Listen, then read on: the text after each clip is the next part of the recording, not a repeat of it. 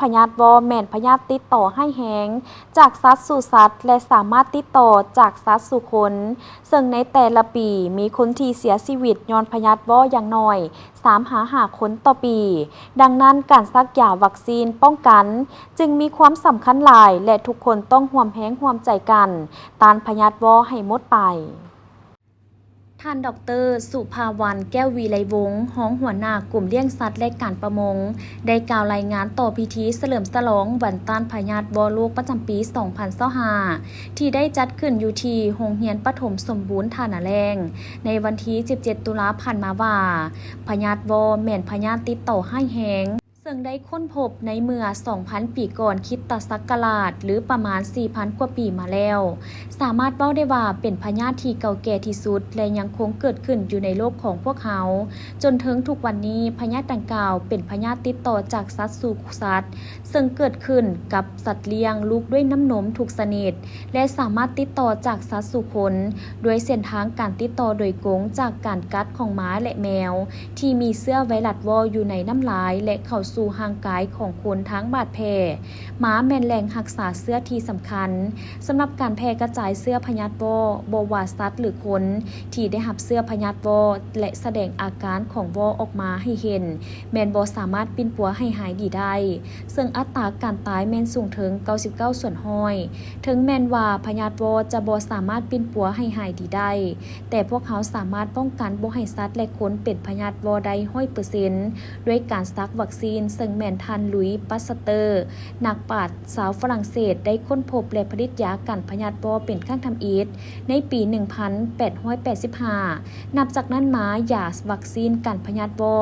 ก็ได้รับการปรับปรุงและพัฒนาทางด้านปริมาณและคุณภาพซึ่งได้มีการสุกยุส่งเสริมการนำใช้อย่างกว้างขวางในทั่วโลกเฮ็ดให้อัตราการระบาดของพยาธิวออยู่ในโลกมีจำนวนลดลงเรื่อยๆมาฮอดปัจจุบันมีหลายประเทศก็สามารถกำจัดและประกาศลบล้างพยาธิวอให้หมดไปจากประเทศของตนอย่างสิ้นเชิงเป็นต้นแมนจีนเกาหลีญี่ปุ่นออสเตรเลียนิวซีแลนด์และหลายประเทศในเขตยุโรปและอเมริกาสำหรับสาธารณรัฐประชาธิปไตยประชาชนลาวของพวกเขาพยาธิวอแม่นยังพบเห็นอยู่เป็นระยะในหลายเขตแขวงในขอบเขตทั่วประเทศและยังสืบต่อเป็นภัยข่มขู่ต่อสุขภาพปวงชนซึ่งได้ถูกกำหนดให้เป็น1 ใน 5พยาธิติดต่อจากสัตว์สู่คนที่เป็นบุริมสิทธิ์สาเหตุต้นตอของการเกิดพยาธิอยู่ในสัตว์แม่นย้อนหมาและแมวยังบ่ได้รับการเอาใจใส่ดูแลจากเจ้าของสัตว์อย่างจริงจังและยังบ่ได้รับการซักยาป้องกันอย่างทั่วถึง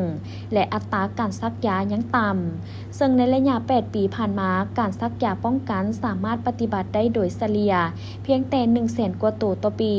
ถ้าเทียบกับสถิติหมาแมวจำนวนเกือบ 900,000 ตัวแม่นเท่ากับประมาณ19ส่วนห้อยเท่านั้น